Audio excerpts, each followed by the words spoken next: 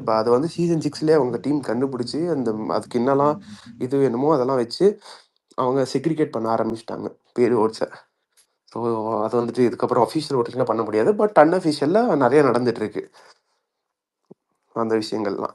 நீங்க பார்த்தாலே தெரிஞ்சிருக்குமே sister. Diwakar evict ஆன வீக்லாம் திவாகர் மேல இருந்தாப்ல. திவாகர் எவிக்ட் ஆறாருன்னு நியூஸ் வந்தோனே மேல இருந்து கடைசி கொண்டு வந்திருப்பாங்க ஒரே கிளிக்ல.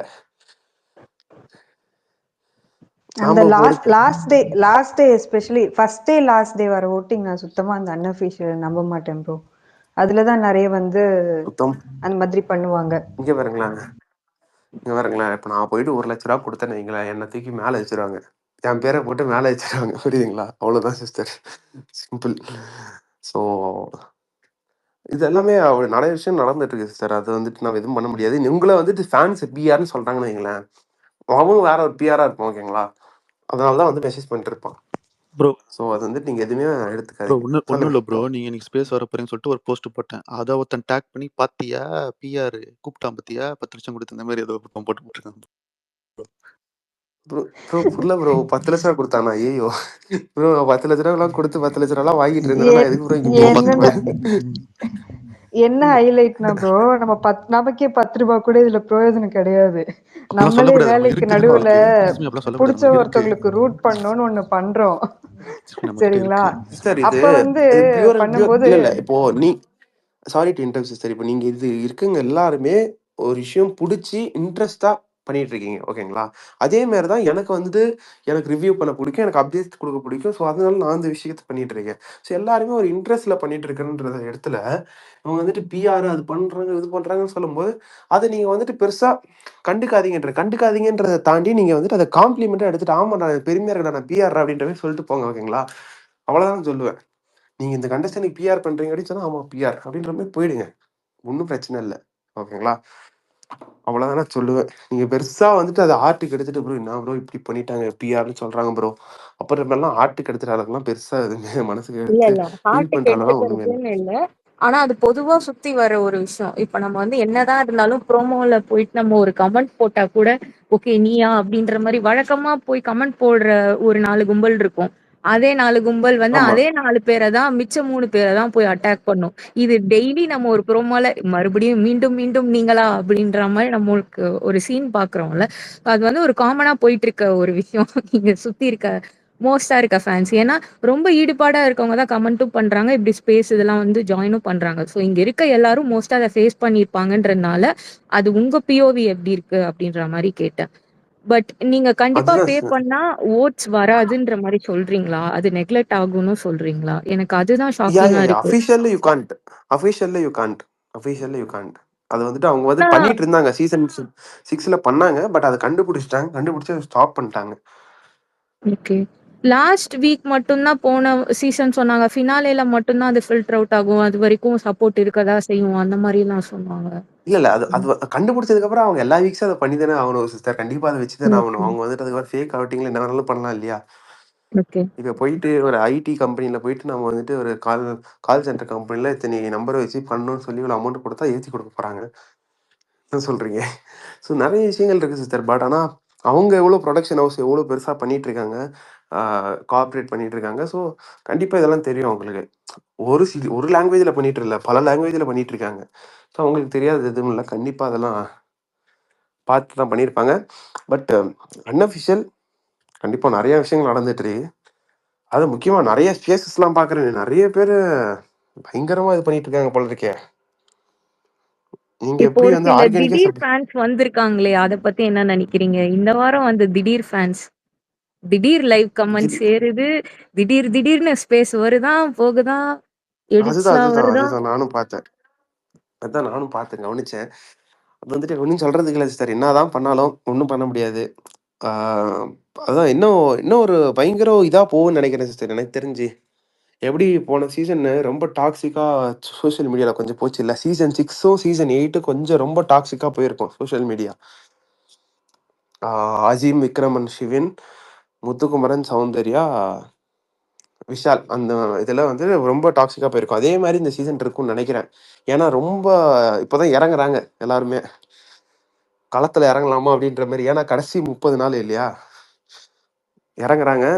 அடி இன்னும் நாங்கள் தூங்கவே மாட்டேன் இனிமே நாங்க அப்படின்ற மாதிரி இறங்கியிருக்காங்க. பார்ப்போம் என்ன நடக்குதுன்னு. ஏன்னா நிறைய கூட்டங்கள் இறங்கியிருக்கு. அது முக்கியமா இந்த ஜோடி, இந்த கப்புள் ஜோடிக்கான கூட்டம் பயங்கரமா இறங்கியிருக்கு. எல்லா பக்கமும் பார்க்குறேன். அந்த ஜோடிகள் வந்துட்டு ஜோடிகளா இறங்கியிருக்காங்க. ஜோடிகளா அவங்க எப்படி உள்ள பேசி வச்சு ஆடுறாங்களோ அது மாதிரி வெளியே அவங்க 2 பேர் பேசிட்டாங்க போல. அவங்க டீம் பேசி வச்சு பண்ணிட்டு இருக்காங்க. பண்ணிட்டு மாட்டோம். என்னதான் பண்ணாலும் ஒன்றும் நடக்காதுன்ற மாதிரி தான் சொல்ல தோணுது. இட்ஸ் மீ சொல்லுங்க.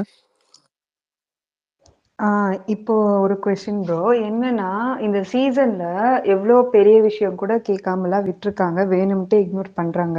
For example Subiksha issue. ஆனா இந்த ஃபால்ஸ் அக்யூசேஷன் ஒன்று இருக்குல்ல, இந்த கேரக்டர் அசாசினேஷன் ஒன்று இருக்குல்ல, அது வரும்போது இந்த சீசன் யாருக்கு எடுத்துக்கிட்டாலும் அது ஓரளவுக்கு சீரியஸாக அட்ரஸ் பண்ணியிருக்காங்க.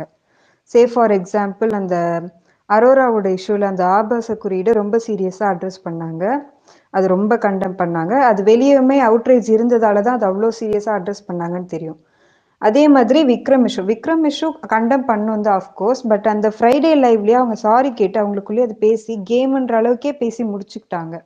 அது அங்கேயே முடிஞ்சிருந்தா கூட அது கேரக்டர் அசாசினேஷன், அதுக்கு சாட்டர்டே டெடிக்கேட்டடாக ஒரு வீக் வந்து அப்படி நீங்கள் பண்ணக்கூடாதுன்னு ஃப்ரைடே முடிஞ்சதை சாட்டர்டேவே வந்து க்ளோஸ் பண்ணாங்க. ஆனால் திவ்யாவுக்கு 2 வீக்ஸாக நடக்குது இந்த கேரக்டர் அசாசினேஷன் சாண்ட்ரா பண்ணுறது. பிரஜின் போன அன்னைக்குலேருந்து அதுவும் 24 bars நடந்துக்கிட்டே இருக்கு. ஒரு நாளைக்கு ஒரு 30-40 தடவையாச்சும் சாண்ட்ரா அதை பற்றி பேசிடுறாங்க. ஒரே பர்சன் கிட்ட 4-5 தடவை பேசுகிறாங்க. அதில் வேற இப்போ உங்களை பற்றி அதை சொன்னான்னு பொய் போட்டு பேசி எல்லாரையும் அவங்களுக்கு அகெயின்ஸ்டாக மாற்றிட்டு இருக்காங்க. ஒரு பொய்யை நம்பலைனாலும் இப்போ நமக்கு ரிலேட்டடாக ஒருத்தவங்க சொன்னாங்க ஒரு விஷயத்துல போது இன்னொரு பொய்யை நம்புவோம். 2 வீக்ஸாக ஒரு கேரக்டர் அசஸ்மெண்ட் நடக்குது. என்னதான் அவங்க அந்த கண்டென்ட் மில்க் பண்ணணும், இந்த ஃபேமிலி ரவுண்ட் வரைக்கும் இதை இழுத்துட்டு போகணும்னு நினைக்கிறாங்கன்றது எங்களுக்கெல்லாம் புரியுது. பட் ஸ்டில் ரொம்ப ஓவர் போர்ட் போயிட்டு இருக்கு. அவருமே வெளியே வந்து அது ரொம்ப தப்பா பண்ணிட்டு இருக்காருன்னும் போது இன்னுமே ஹோஸ்ட் வந்து அதை கண்டெம் பண்ணாம இருக்கிறது, சாட்டர்டேல அட்ரஸ் பண்ணாம இருக்கிறது சரின்னு நினைக்கிறீங்களா? சார் எனக்கு ஒரே ஒரு கேள்வி. உங்க கேள்விக்கு நான் சொல்றேன் பதில். அதுக்கு முன்னாடி எனக்கு ஒரு கேள்வி. எனக்கு யாராவது சொல்லுங்களேன். திவ்யா வந்துட்டு என்னைக்காச்சும் சாண்ட்ராவை அட்டாக் பண்ணணும்னு நினைச்சிருக்காங்களா? பண்ணியிருக்காங்களா? நான் பார்த்த வரைக்கும் எங்கேயும் பண்ண மாதிரி தெரிலங்க. யாராவது தெரிஞ்சா எனக்கு சொல்லுங்க. சாண்ட்ராவே நினைச்சுக்கிறாங்க இவன் நான் இது பண்ண போறா, அது பண்ணியிருக்கா, இது பண்ணியிருக்கா, இப்படி பண்ணியிருக்கா, அப்படி பண்ணியிருக்கான்னு. பட் நான் பார்த்த வரைக்கும் திவ்யா என்னைக்குமே சாண்ட்ராவை அட்டாக் பண்ணி பார்க்கல, அட்டாக் பண்ணணும்னு நினைச்சு பார்க்கல. உங்களுக்கு யாராவது தெரிஞ்சா சொல்லுங்களேன். நான் தான் பார்க்காம விட்டேனான்னு தெரியல. அது வந்து சுத்தமா அது வந்து சொல்லுங்க. அது வந்து இல்ல ப்ரோ. திவ்யாவுக்கு ஒரு கன்சர்ன் என்னன்னா, திவ்யா ஃபீல்ட் கில்ட்டி. ஏன்னா அவங்களுக்கு ஒரு அவங்க வந்து கில்ட்டியா ஃபீல் பண்றாங்க, நம்ம ஏதோ தப்பு பண்ணிட்டோமோ சாண்ட்ரா மேல அப்படின்னு சொல்லி ஒரு கில்ட்டியா ஃபீல் இருக்கு திவ்யா மேல. அதை வந்து சில ஹவுஸ் மேட்ஸ்ட வந்து அட்ரஸ் பண்ணியிருப்பாங்க. இந்த மாதிரி ஏன் இப்படி பண்றாங்கன்னு தெரியல அப்படின்னு சொல்லி பேசிட்டு இருப்பாங்க.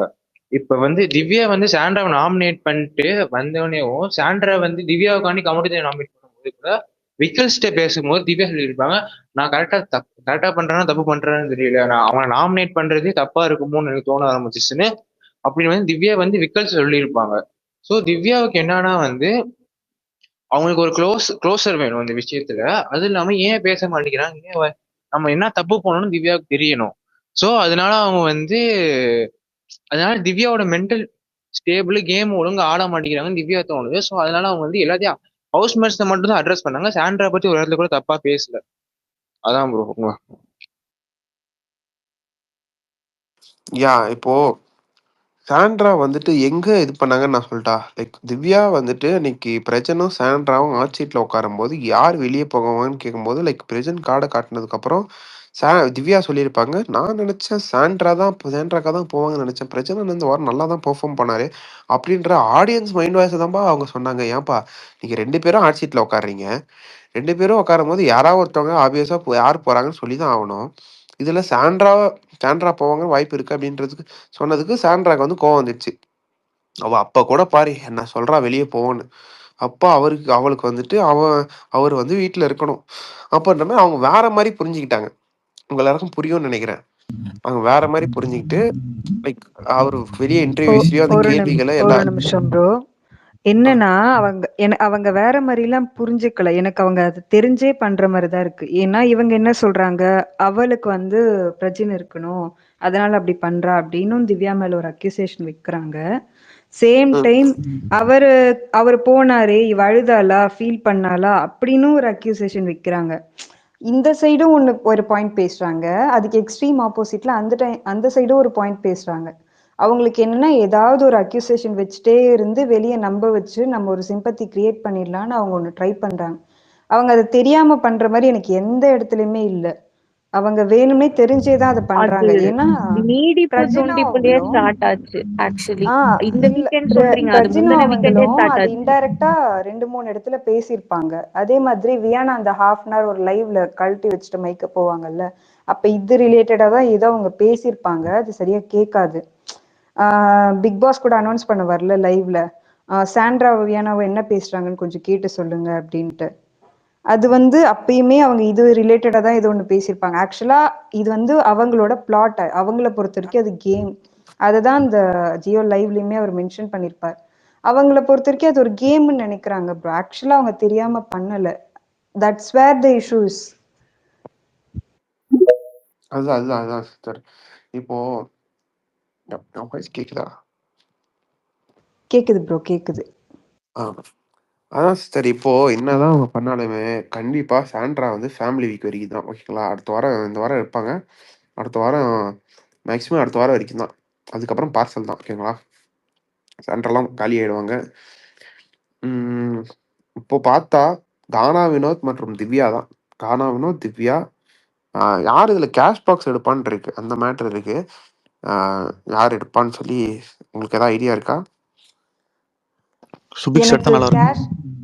எனக்கு சுபிக்ஷா எடுத்தா நல்லா இருக்கும். எனக்கு இவங்க எடுப்பாங்க அவங்க எடுப்பாங்கன்னு இல்ல, சுபிக்ஷா எடுத்தா நல்லா இருக்கும். அதே மாதிரி நான் சுபிக்ஷா அது எப்பவுமே வரைக்கும் இருக்கணுமே. வைப்பாங்கல்ல, வாய்ப்பு ஒருவேளை இருக்கு bro, கானா வினோத் இருப்பாங்க. வின் பண்ணி அவர் எடுத்துட்டு போயிடுவாரோ? 14th இல்ல, week வாய்ப்பு தானே. கானா இல்ல, வினோத் வாய்ப்பே எடுத்துட்டு இல்ல. போயிடுவாரோ? 500% வாய்ப்பு இல்லை சிஸ்டர். கானா வினோத்துக்கு நல்லா தெரிஞ்சிச்சு, அவருக்கு நல்லா மக்கள் சப்போர்ட் இருக்குன்னு. ஏங்க, எந்திரிக்கும் போது வாரம் தட்டுன்னு தட்டுறாங்களே, அவருக்கு தெரியாதா? சொல்லுங்க. அது இல்ல ப்ரோ, சேவ் பண்றதுக்கு அவர் கூப்பிடல, அவர் வேற எதுக்கும் எழுப்புறாரு. என்ன சேவ்னு சொல்றதுக்கு தானே கூப்பிடுறீங்கன்ட்டு அவரே உட்கார்ந்தாரு பாத்தீங்களா, போன வீக்குக்கு முன்னாடி வீக்கு. ஆமாமா அப்படிலாம் ஒண்ணும் ஆமாமா இல்லையே, அப்படிலாம் ஒண்ணும் இல்லைன்ட்டு இவர் வேற ஏதோ அப்புறம் பேசுவாரு. இந்த 2 வீக் ஆமாமா தான் அவருக்கு அந்த கான்பிடன்ஸ் வந்து ஆக்சுவலா குறைஞ்சிருக்கு. இந்த 2 வீக் தான் அவர் கான்பிடென்ட்டா நான் சேவ் ஆகுவேன் அப்படின்ற மாதிரி ஆமாமா இல்ல. அந்த ஒரு வாரத்துக்கு முன்னாடி எதுக்கோ அடி வாங்குவார்ல, அதுக்கப்புறம் தான் ஆமாமா அது அவருக்கு டவுன் ஆனதே. இப்ப ஃபேமிலி வீக் வந்துச்சுன்னா அஃப்கோர்ஸ் அவருக்கு அது ரைஸ் ஆயிடும். ஃபேமிலி வீக்ல சொல்லிடுவாங்க சிஸ்டர், இன்ட்டு கொடுத்துருவாங்க. அதான் சொல்றேன், ஃபேமிலி வீக் ஒருத்தர் இல்லைனாலும் ஒருத்தர் சொல்லிடுவாங்க, இந்த 2-3 பேர் தான் டாப்ல இருக்கீங்க, விட்டு கொடுத்துறாதீங்கன்னு. ஆமா, எப்படியும் இன்ட்டுன்றது அவங்களுக்கு போயிடும். ஸோ அதனால எந்த பிரச்சனையும் இல்லை. இப்போ கானா வினோத் எடுக்க மாட்டேன். திவ்யா வாய்ப்பே இல்லை. கானா வினோத் வாய்ப்பே வாய்ப்பே இல்லை. இல்ல ப்ரோ. திவ்யா எப்படின்னா அவங்க எதா இருந்தாலும் கடைசி வரைக்கும் போய் பார்க்கணும் தான் நினைப்பாங்க. அவங்களும் வாய்ப்பு இல்ல. அதான் திவ்யா, கானா வினோத் எனக்கு வாய்ப்பு இல்லை. ஆதிரை இருந்தா ஆதிரை எடுப்பாங்கன்னு தோணுது. ஆனா இருந்தாதான் அது வரைக்கும். சுபிக்ஷா ஏன்னா ஜெயிச்சே ஆகணும்னு ஒரு மாதிரி வெறியில இருக்காங்க. அது கிவ் அப் மாதிரி அவங்க ஆதிரியெல்லாம் அது பண்ணுவாங்கன்னு வரைக்கும் எனக்கு இருக்க தோணுது. மாட்டாங்க. சுபிக்ஷா ஆதிரியெல்லாம் அது வரைக்கும் இருக்க மாட்டாங்க சிஸ்டர். ஏன்னா இது மணி பாக்ஸ்ன்றது கடைசி வாரத்துக்கு முன்னாடி வரதான் வரும். அந்த தூரம் அதனால அந்த 98th டே 97th டே அந்த மாதிரி தான் அரோரா வரும். கூட எனக்கு தோணுது. ஏன்னா அவங்களுக்கெல்லாம் அந்த இன்ட்ரெஸ்ட் இருக்குமோ அப்படின்னு. அரோரா, ஆதிரை, எஃப்ஜே இவங்க அரோரா எல்லாம் வாய்ப்பு இருக்கு. அரோரா வாய்ப்பு இருக்கு. ஏன் அரோரா வாய்ப்பு இருக்குன்னு சொல்றேன்னா, லைக் அரோரா ஸோ லைக் அந்த மணின்றது அவங்களுக்கு ரொம்ப முக்கியம். ஸோ அரோரா வந்துட்டு கண்டிப்பாக அதை எடுப்பாங்கன்னு எனக்கு தோணுது. ஸோ பார்ப்போம், அரோராக்கு வாய்ப்பு இருக்கு. ஸோ இனி ஏதாவது கொஸ்டின்ஸ் இருக்கா கைஸ்? எதாவது கேளுங்க. கண்டிப்பா பார்வதி எடுக்க மாட்டாங்க. சொல்லுங்க ஐஸ்வர்யா. எஃப்ஜே இல்ல கானா வினோத் வந்துட்டு டிடிஎஃப் அடிப்பாங்கன்ற மாதிரி எனக்கு தோணுது. எஃப்ஜே இல்ல கானா வினோத். எனக்கு அப்படி ஷோர் ஷாட்டா தோணல ப்ரோ. ஏன்னா கேர்ள்ஸ்மே பிசிக்கல் டாஸ்க்ல ரொம்ப ஸ்ட்ராங்கா தான் இருக்காங்க இந்த வாட்டி. சோ அவ்வளவு ஷோரா சொல்ல முடியாதுன்னு நினைக்கிறேன். என்ன டாஸ்க் வைப்பாங்கன்றத பொறுத்தும் இருக்கு இல்லையா? யா ஃபுல் அண்ட் ஃபுல் பிசிக்கல்னு நம்ம நம்பிட முடியாதுங்க. ஏன்னா இவங்க பிசிக்கல் டாஸ்க் கொடுக்கவே இல்லை இந்த சீசன்ல. பெருசா இல்லவே இல்லை. ஏன் எப்போ இந்த சீசன்ல பிசிக்கல் டாஸ்க் கொடுக்க கூடாதுன்னு முடிவு பண்ணாங்கன்னு நான் நினைக்கிறேன்னா, அந்த சபரி இஷ்யூல சபரி அடிச்சது ஆமா அது வேற இஷ்யூ. அவர் அட்டாக்